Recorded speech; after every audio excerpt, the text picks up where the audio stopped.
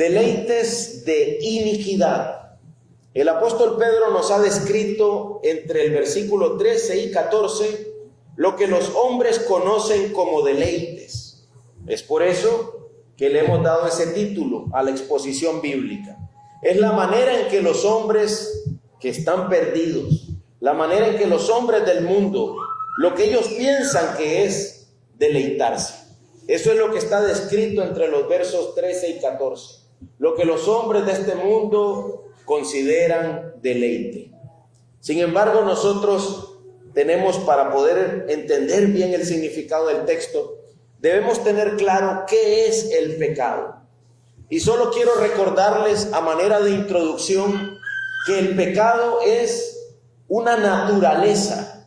El pecado no es solo lo que hacemos, lo que nosotros hacemos, lo que practicamos muchas veces que no glorifica a Dios, son pecados en plural, pecados, manifestaciones del pecado.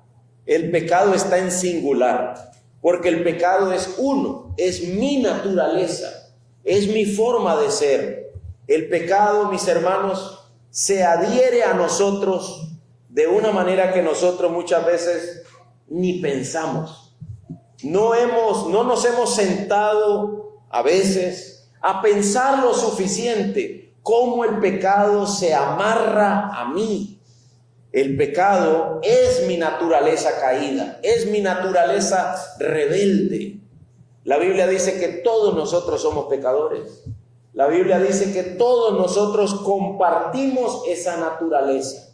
Claro, debo decirlo desde ya. Algunos salvos por la gracia de Dios y otros lamentablemente esclavos de su pecado.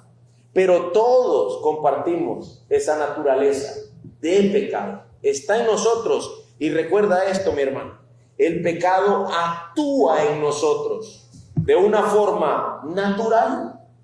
El pecado y nosotros estamos tan unidos que a veces no se sabe qué es pecado y qué soy yo. ¿Qué soy yo y qué es pecado? ¿Me explico?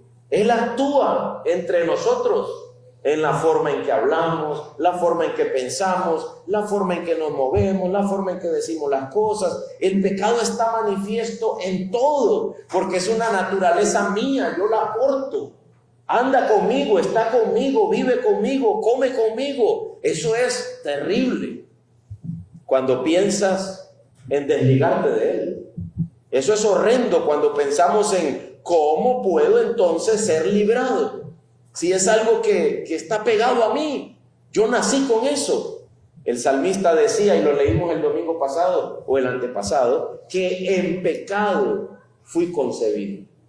Desde el momento mismo de la concepción, desde el momento mismo en que el óvulo y la esperma se unen y hay vida, hay pecado.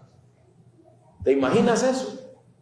La corrupción nuestra, la forma en que estamos invadidos por el pecado, lo ha alcanzado todo lo que somos.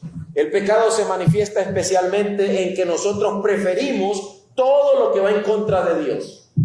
Si de preferencia se tratara, siempre vamos a preferir hacer e ir en contra de Dios. El pecado se manifiesta en que nosotros siempre vamos a preferir lo que va en contra del bien de los demás y a favor de nosotros, pero en forma pecaminosa. Porque cuando tú vas en contra de Dios y en contra del bien de los demás, dime si eso realmente te va a bendecir. Eso no será de bendición. ¿Me explico? Nunca será de bendición ir en contra de Dios y en contra del bien de los demás. ¿Cuál dice Cristo que es el más grande mandamiento? Amarás al Señor tu Dios, primero, con todo tu corazón, con toda tu alma, con todas tus fuerzas. Y el segundo es semejante. ¿Cuál dice el segundo? ¿Qué es? Y a tu prójimo como a ti mismo. ¿Y quién es mi prójimo? El primero que te rodea, el primero que tienes a la par. Siempre digo, si estás casado, ahí tienes a tu esposa o a tu esposo, ese es tu prójimo. Y deberías amarlo, amarle. Pero imagínate esto, por causa del pecado vamos en contra del amor a Dios y por causa del pecado vamos en contra del amor al prójimo y por lo tanto por causa del pecado también cometemos mal contra nosotros mismos.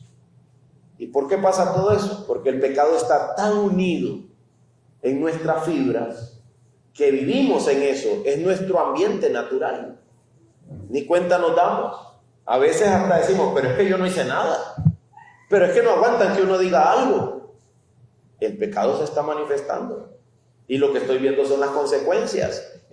¿Sabes que hay pecado cuando hay dolor? Hay sufrimiento, hay llanto, lágrimas, tristeza, aflicción. Si yo estoy produciendo eso en otro, ¿qué estoy haciendo? Estoy pecando contra ese otro. Si alguien está produciendo eso en mí, está pecando contra mí. Y además, el que lo está haciendo está pecando contra sí mismo. Pero no se da cuenta. ¿Por qué? Dice Pedro, porque lo cuentan por deleite, porque lo consideran deleite. El apóstol Pedro introduce los deleites de los hombres como una descripción de aquello que él llama iniquidad.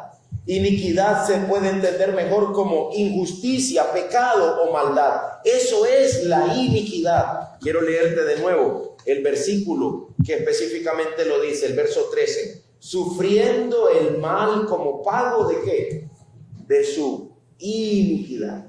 Y luego describe qué es lo que se considera como iniquidad. Lo que se considera como iniquidad, dice Pedro, es 1. Cuentan por deleite andar en placeres disolutos durante el día.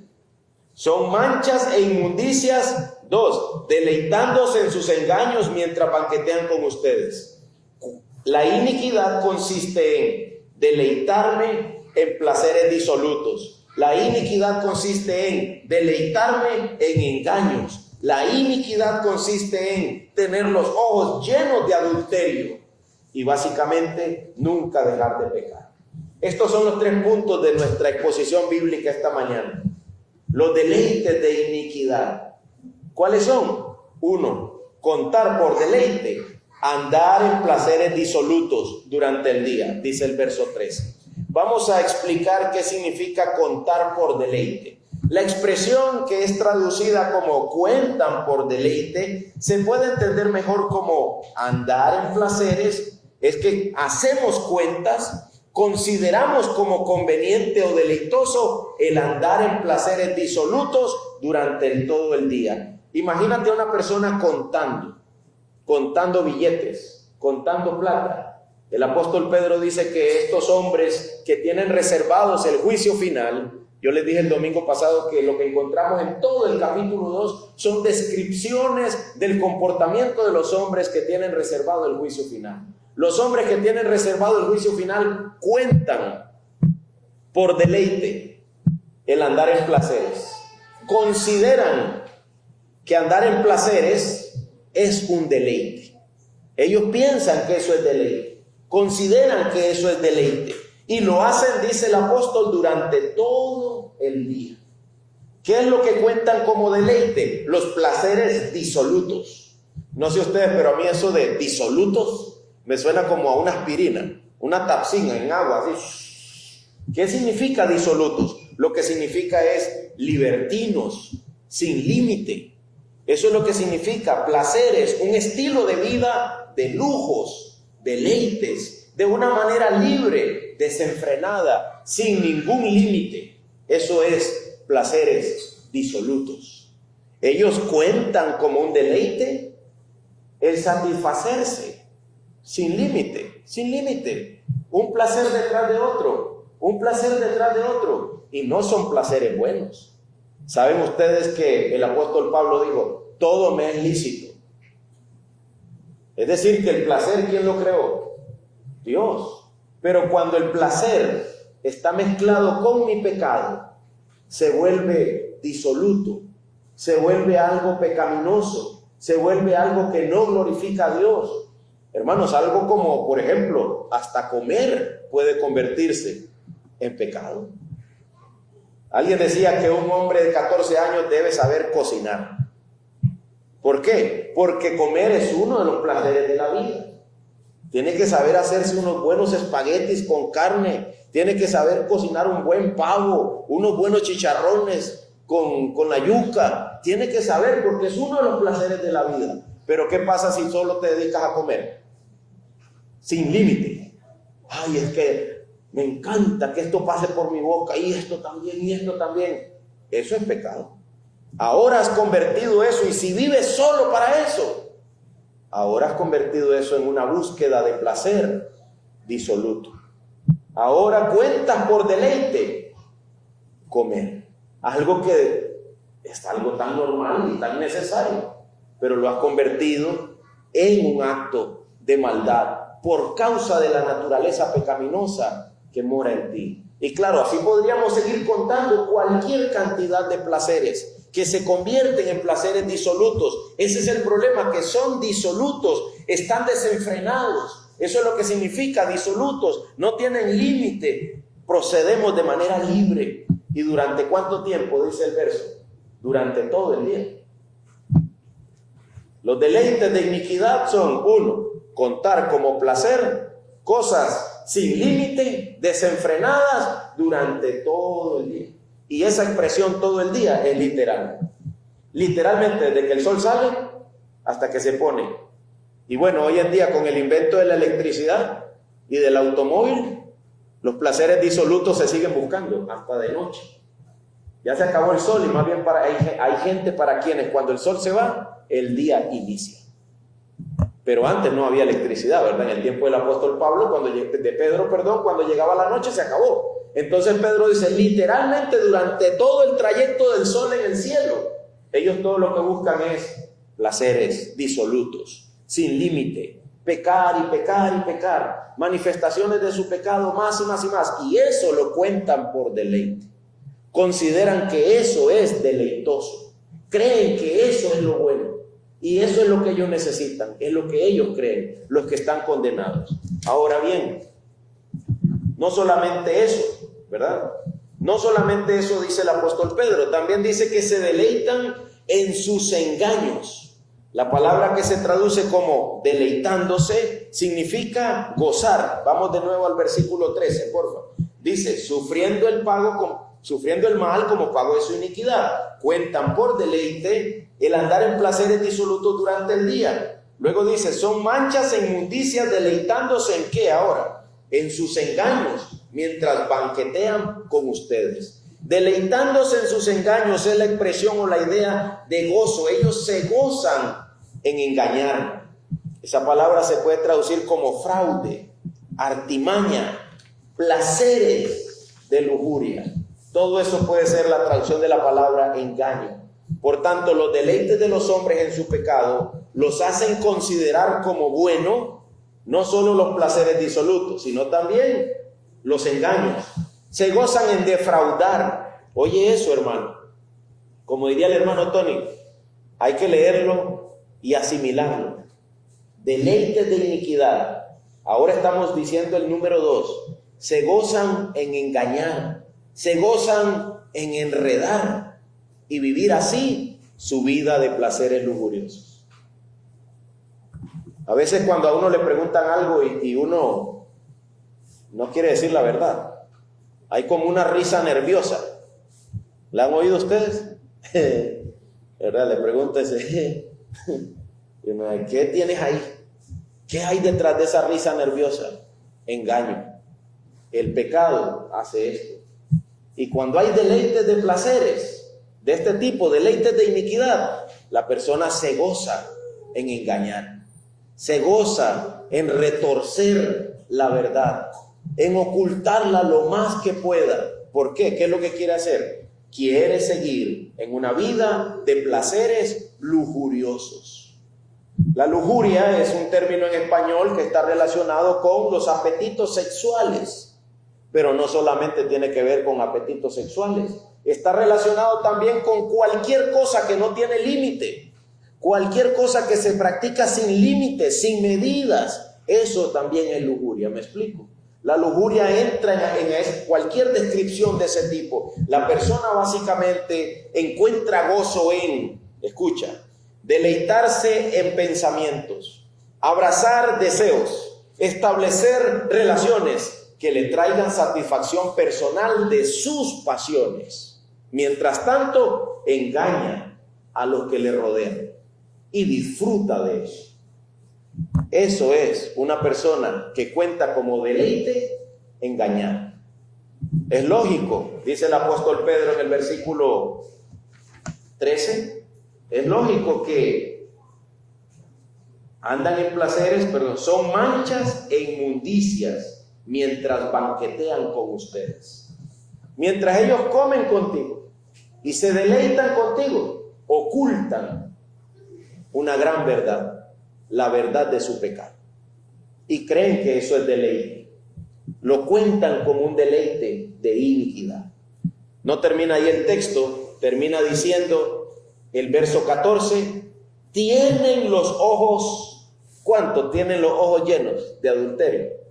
Dice, los tienen, perdón, pensé que era todo, tienen los ojos llenos de adulterio. Todo lo que puede alcanzar su mirada está llena de adulterio y nunca cesan de pecar. Esa descripción, hermanos, es increíble. Voy a decirlo de otra manera, esa descripción del verso 14 es espantosa. Tienen los ojos llenos de adulterio y nunca cesan de pecar. Sus ojos están totalmente llenos de inmoralidades. Son insaciables en su práctica del pecado, en sus faltas, en su culpa. Lo que se destaca en ese versículo es la idea de estar lleno, es la idea de estar insaciable, es la descripción de una condición horrenda, de alguien que solo tiene ojos para adulterio. ¿Y sabes qué significa ahí adulterio? Lo que significa una persona que no le es fiel a quien debería serle fiel. Sus ojos están llenos de adulterios. Son insaciables en pecar. Buscan con su mirada sus víctimas. Sus ojos están llenos de imágenes perversas. Su pupila está saturada de toda imagen que gire en torno al adulterio. Su finalidad es adulterar. Es lo que quieren los hombres perversos, que cuentan eso como un deleite. El gusto es ver, llenar mis ojos de todo tipo de perversión que me dé satisfacción a mis perversiones, a mi inmoralidad, a mis pensamientos perversos. Eso es lo que Pedro está describiendo. ¿Qué les parecen los hombres que Pedro está describiendo ahí? ¿Somos acaso nosotros uno de esos? ¿Nos alcanza a nosotros esa descripción? ¿Cuento yo también como placer, como deleite, andar en placeres sin límite durante todo el día? ¿Considero yo también como deleite engañar, guardarme la verdad? Nunca soy sincero, nunca abro mi corazón, nunca muestro lo que realmente hay en mí. ¿Considero yo como deleite ojos llenos de adulterio? Ojos llenos de adulterio, toda imagen, toda figura que sirva para perversión, para pervertir lo que glorifica a Dios, la absorben. Esos son los deleites de iniquidad. Es estar absorbiendo todo esto en la mente, en el corazón. ¿Te imaginas hasta dónde lleva eso a un hombre? ¿A dónde ese hombre va a ir a parar? La Biblia lo dice. Vaya conmigo al verso 12. Y aquí vamos ya acercándonos a las aplicaciones. Vaya conmigo al versículo 12. ¿Qué dice el verso 12? Pero estos que tienen deleites de iniquidad, estos como animales irracionales. Hermanos, mira lo que está diciendo ahí, eso es duro y es muy real. No piensan, no se dan cuenta de lo que están haciendo. Están yendo en contra de la voluntad de Dios, amén. Están yendo en contra del bien de los que le rodean, ¿sí o no? El pastor Sugel Michelén dice, el pecado sexual solamente te quiere dañar a ti y a la persona que tú enredes en eso. No creas que eso es placer. Pareces, dice Dios, un animal irracional. Yo sé que estas palabras son duras, Hermanos, pero es la verdad. Si yo estoy yendo en contra de Dios y si yo estoy lastimando a los demás, ¿de verdad crees que estás haciendo un bien para tu alma? ¿De verdad crees que eso es un deleite? No, hermano, nos estaríamos convirtiendo en un kamikaze. Yo le estaba preguntando a mi hijo esta mañana, ¿qué es un kamikaze? Yo sé, pero quería estar seguro. Ese hombre es una enciclopedia de historia. Y le digo, ¿qué es un kamikaze? Y me dice, bueno, kamikaze es el dios japonés, ¿verdad? El dios del aire. Es el dios japonés que gobierna el aire. Y los pilotos, en la Segunda Guerra Mundial, los pilotos japoneses tenían una orden de parte de su emperador. Cuando se les acaben las balas, ustedes son la bala. ¿Te imaginas eso? Cuando se les acaben las balas en el aire peleando, ustedes son las balas. Vuélvanse inmortales. Mueran prácticamente como en las manos del Dios del aire. Conviértanse en parte de ese Dios del aire. ¿Cuál es la palabra que se usa para eso? Inmolarse. Vuélvanse como un Dios. ¿Pero a costo de qué? De mi propia vida. Si yo era el piloto, ¿quién era el que iba a morir? ¿El emperador o yo? Mi propia vida, con ideas religiosas. La mente de los pilotos japoneses fue afectada en la Segunda Guerra Mundial, con ideas de gloria. ¿Y sabes qué hacían? Efectivamente, cuando se acababan las balas, todavía quedaba una bomba. ¿Cuál? Yo. Y se disparaban contra cualquier base, contra sus objetivos, hasta perder su vida en el intento de mantenerse peleando. Hermanos, a eso se le llama un acto suicida, ¿sí o no? Hermano mío, cuando contamos por deleite la iniquidad, estamos cometiendo un acto suicida. Irracional. Dice Dios, no hay razón en hundirse de esa manera. No hay sentido para eso. Mira cómo nos describe: animales irracionales, nacidos como criaturas de instinto. O sea, se parecen a un animal irracional, se parecen a alguien que es gobernado por los instintos. Ustedes saben que el ser humano no es instintivo. El ser humano piensa. Él es Homo sapiens sapiens. Él tiene que pensar lo que está haciendo, pensar las consecuencias y tomar decisiones. No es un animal irracional. Se parecen a eso, dice Dios, cuando van detrás de los deleites de iniquidad. Cuando están contando por deleite placeres. Cuando están contando por deleite engañar. Cuando están contando por deleite, ¿qué más decía? Placeres, engañar, tener el engaño ahí guardado. Vamos a repetirlo porque yo estoy cansado, igual que algunos de ustedes. Mi esposa estuvo ayer en emergencia y yo estuve con ella todo el día en emergencia. Entonces mi cerebro se cansa y se olvida. Pero lo releemos, versículo 13. Cuentan por deleite andar en placeres disolutos durante el día. Además de eso, se deleitan en engañar. Además de eso, tienen los ojos llenos de adulterio. Nunca cesan de pecar. En realidad, hermanos, las tres ideas son una sola idea. Las tres características o los tres deleites son uno solo. Es una sola perversión. Es la naturaleza perversa del hombre caído que está ahí presente y le hace ganar un título. Versículo 13, la primera sección del verso 13. Sufriendo el mal como pago de su iniquidad. Cuando nosotros procedemos guiados de esta manera por nuestro pecado y nuestra maldad, ¿cuál va a ser la paga? El mal por su iniquidad, dice Dios. Recuerden este versículo: la paga del pecado es muerte. La paga del pecado es muerte. Recuérdalo, hermano. ¿Qué te dice el pecado? Dame. Necesitas tener la Biblia ahí y decir: la paga de eso es muerte. No importa que sea. A veces tu carne lo que dice es: grita, vamos, pelea. necesitas pelear. La paga del pecado es muerte. A veces mi carne me dice, vamos, tómate una foto, publicítate, publicita tu libertad, publicita. ¿Dónde estás? Aquí. ¿Qué sé yo dónde?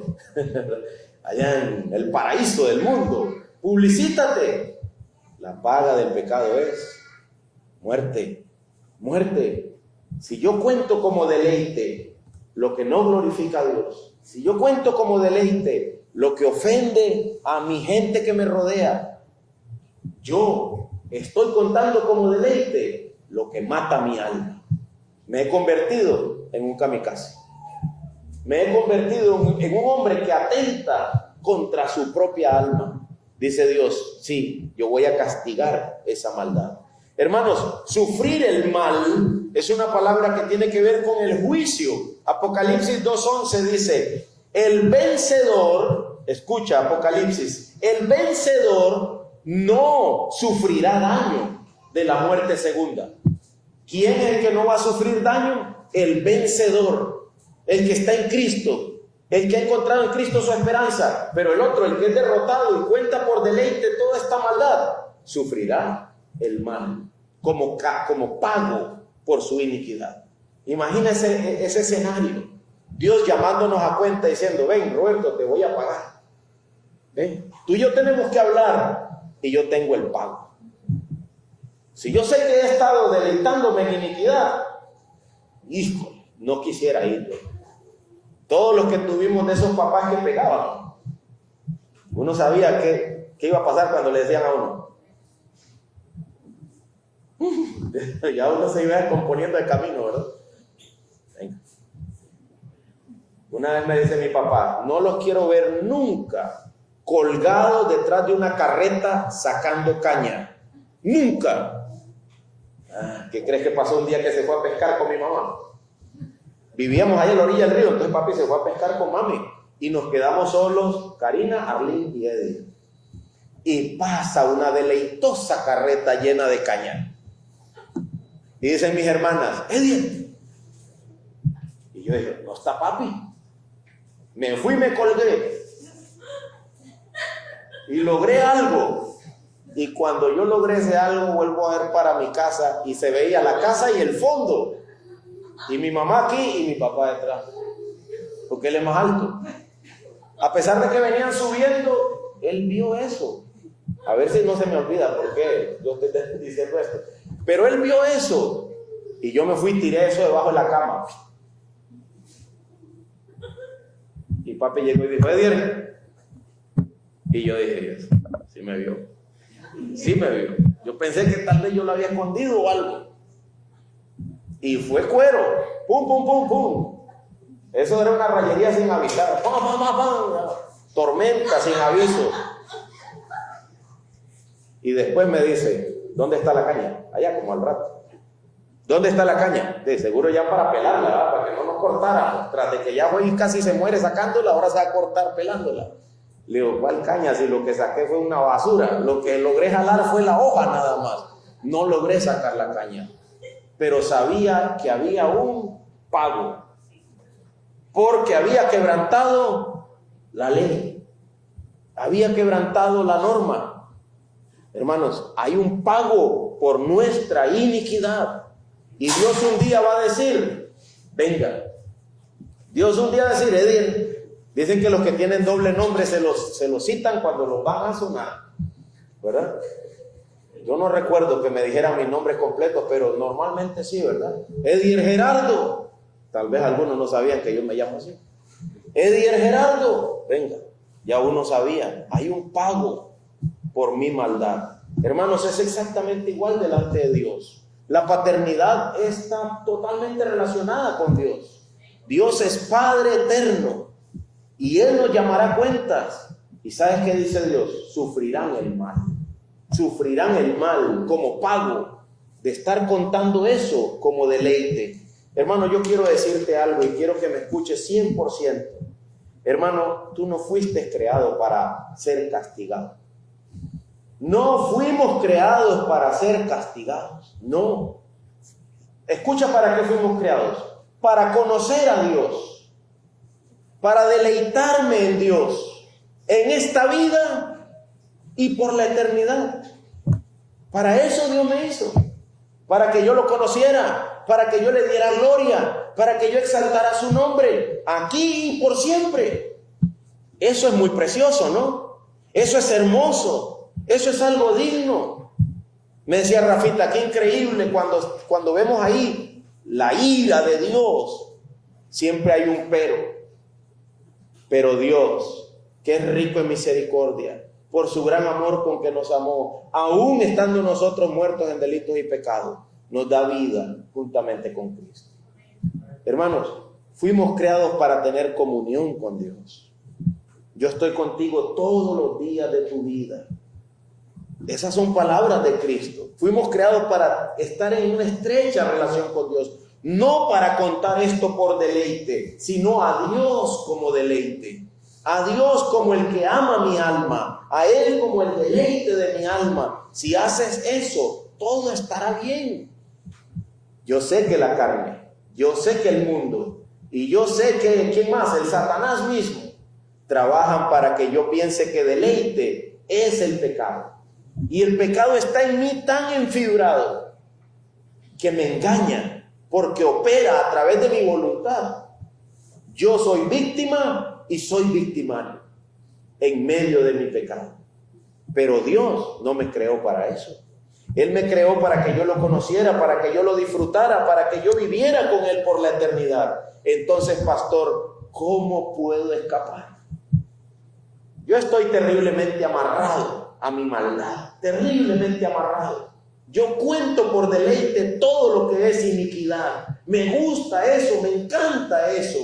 Y tú me dices que Dios me creó para algo diferente, algo distinto. ¿Cómo puedo ser librado? Hermano, yo te digo algo.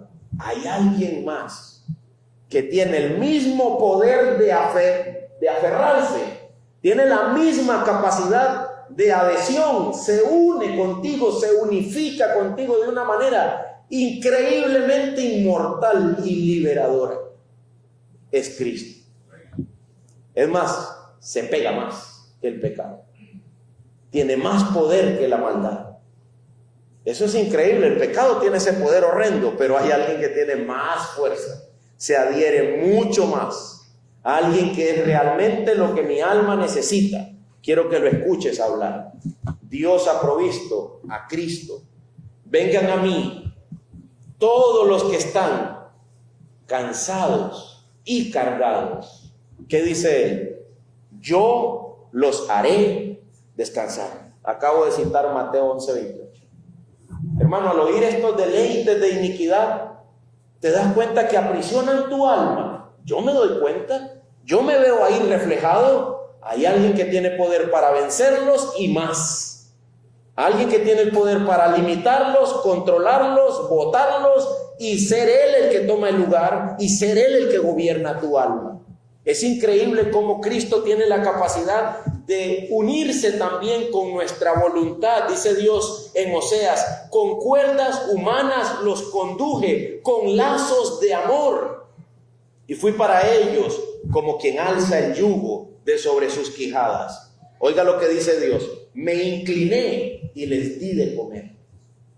Eran malos, contaban por deleite la maldad. Y sin embargo, dice Dios, yo me inclino y les doy de comer. Yo me inclino y les levanto el yugo. Yo me inclino y con cuerdas de amor los atraigo. Igual como el pecado. El pecado te atrae de una manera tan íntima hacia el pecado. Dios también te atrae. Tu propia voluntad se va también atraída hacia Dios y hacia su gloria. Él tiene ese poder. Y eso lo hace por medio de la obra del Espíritu Santo. Recuerda las palabras de Cristo. Quiero que lo escuches hablar un poco más a Cristo. Cristo está hablando con sus discípulos y les dice, me voy. Y les dice, me voy y ustedes saben para dónde voy, conocen el camino. Uno de sus discípulos, Tomás, dice, Señor, oigan lo que Tomás dice, Señor, si no sabemos a dónde vas, ¿cómo vamos a conocer el camino? ¿Se imaginan? Jesús dice, ya me voy. y les dice, y ustedes saben el camino. Y Tomás dice, pero si estamos más perdidos, estamos arruinados. Te voy a traducir lo que Tomás estaba diciendo en términos del sermón de hoy. Jesús está diciendo, ustedes saben cómo ser libres del poder de ese pecado. Ustedes saben cómo librarse del pecado. Y Tomás está diciendo, no tengo ni la más mínima idea. Y Jesús responde esto, yo soy el camino, yo soy la verdad, yo soy la vida. ¿Cuál es la forma de librarme de esos placeres de iniquidad que se aferran a mi alma? Cristo. Cristo. Eso es como cuando la pintura ya se está poniendo seca. Un buen pintor, ¿qué va a usar si ocupa quitar esa pintura? Traiga un poco de aguarrás, dice. ¿Cómo se llama la otra? Ciner, aguarrás. No hay gasolina, algo, un poco de diésel. Con eso lo podemos quitar. Y hay unos mejores que otros, ¿verdad? Unos más efectivos que otros.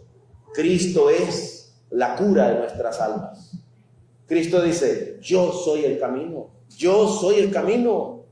Hermanos, si hay alguien aquí que siente que el pecado lo aprisiona, al oír un sermón como este, se siente aplastado por toda su maldad y la maldad de su propia alma, Cristo es la salida. Cristo es el camino. Él es la verdad y Él es la vida. La mayoría de la gente que ha hecho mal y ha recibido consecuencias te dirá, yo solo quería algo, yo solo quería. A eso le llaman vida. Pero Cristo dice, yo soy la vida. Si tú vienes a Él, Él te dará todo lo que necesitas. Él librará tu alma. Él quitará el pecado, el dominio del pecado y la maldad. Él se sentará en el trono. Él gobernará sobre tu vida. Él te dará paz. Él te dará gozo. Él te dará libertad. Sientes que los ojos llenos de adulterio, uy, es que no ven para adelante. Tú lo que necesitas es a Cristo. No necesitas una terapia de cómo hacer que los ojos vean para adelante. Lo que necesitas es a Cristo. Cuando Cristo es el todo de tu alma, no se desviará ni la izquierda ni a la derecha. Verán para adelante. Verán para adelante. ¿Cómo sabe, pastor? Él es el bien de mi alma. Yo lo he probado. Dicen que los antiguos cristianos ponían unas letras, P o algo así, probar, y luego una C, comprobar. ¿Quieres probar que Cristo lo es todo? ¿Que tu alma estará en paz? Ven a Él y vivirás. Contarás como deleite lo que de verdad deleita. Hermanos, Dios es el bien o la fuente de todo bien. Pero el pecado, la carne y el mundo y el diablo te quieren hacer pensar que no. Te quieren hacer pensar que no, eso no está en Dios. Sí está en Dios. Necesitas aprender a comerlo. ¿Qué dice Él? Yo soy el pan de vida. ¿Pero qué tienes que hacer? Comértelo. Tienes que comerlo. Y Él va a alimentar tu alma, sin lugar a dudas. Así que, dice Cristo, yo les digo, pidan. ¿Qué dice? Pidan y se les dará. Pidan y se les dará, busquen y hallarán, llamen y se les abrirá. Oigan esto, porque todo el que pide, ¿cuántos de los que piden? Todo el que pide recibe, todo el que busca halla, todo el que llama se le abrirá. Cristo dice, yo no decepciono almas y yo soy la cura para tu necesidad, pero sería necedad dejarlo a Él y seguir detrás de la maldad. Si yo sigo contando como deleite lo que es iniquidad, recibiré el mal como pago por esa iniquidad. Pero Cristo me ha dado vida eterna. La paga del pecado es muerte, pero el regalo de Dios es vida eterna en Cristo Jesús, Señor nuestro. Cristo dice, si ustedes siendo malos saben dar buenas dádivas, ¿cuánto más no creen que el Padre le va a dar el Espíritu Santo? ¿A quiénes? A los que se los pidan. Pregunta, hermano, ¿lo pediste esta mañana? Pastor, pero es que ya sabemos que ya vino. Sí, pero no diluyas nuestra necesidad con el conocimiento teológico. Usa el conocimiento teológico para ir delante de Él y decirle: Padre, dame lo que necesita mi alma. Guíame hoy, enséñame hoy, guárdame hoy. Si sientes que no es suficiente con tu súplica, pídele a un hermano que ore contigo. Llámalo. Hermano, ora conmigo. El pecado siento que me está arrastrando. ¿Y dónde estás, hermano? ¿Qué estás haciendo? Vamos a orar y oran juntos. Si no es suficiente, pídele a otro. El Cristo en los labios del hermano muchas veces es más fuerte que el Cristo mío. Pídele a otro. O sea, solo hay un Cristo, pero a veces mis hermanos están firmes y yo estoy débil. Y estoy empezando a contar por deleite lo que no es deleite para mi alma. Cristo no decepciona. Si crees que lo has intentado todo para dejar de pecar, oigan esto, crees que lo has intentado todo para dejar de pecar, yo te diría que no has probado a Cristo. Porque Él aquí dijo: todo el que pide, recibe. Todo el que llama, se le abrirá. Todo el que busque, va a encontrar. Ustedes le dan buenos regalos a sus hijos. El Padre les daría el Espíritu Santo. Pero, ¿qué hay que hacer? Pídelo y se te dará.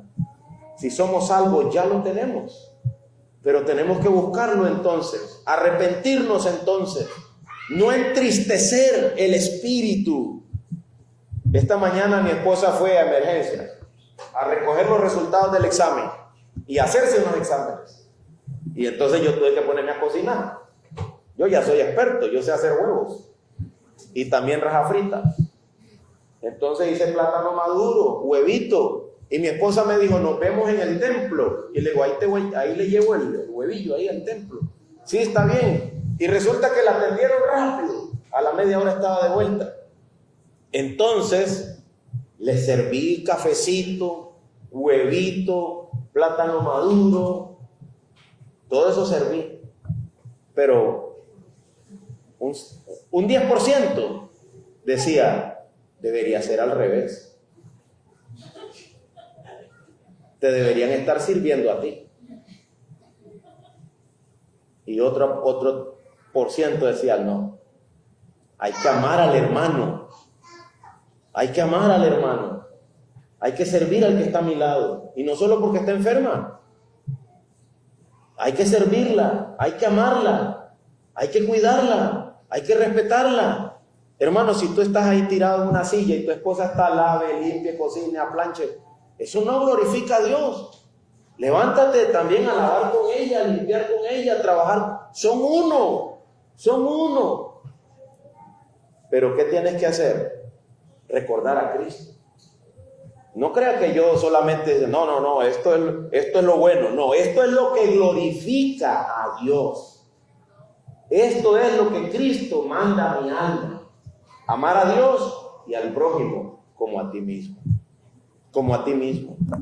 Mi hijo me dice: papi, unos tenis, unos zapatos buenos. ¿Cuánto valen? ¿Cuánto valen unos zapatos buenos, hermano? No te bajan de 50. De los buenos estoy diciendo, de los que duran 3 años. No bajan de 50. De esos caballitos de batalla, si vas a Econo, te dan 2 por 1. Al año no hay ninguno. ¿Sí o no? Pero ¿cuánto valen los buenos? Armando, ¿cuánto valen los buenos? 70, ¿verdad? 80. Cuidado, ¿qué más? ¿Y qué haces? ¿Amo a mi hermano o pienso en mí?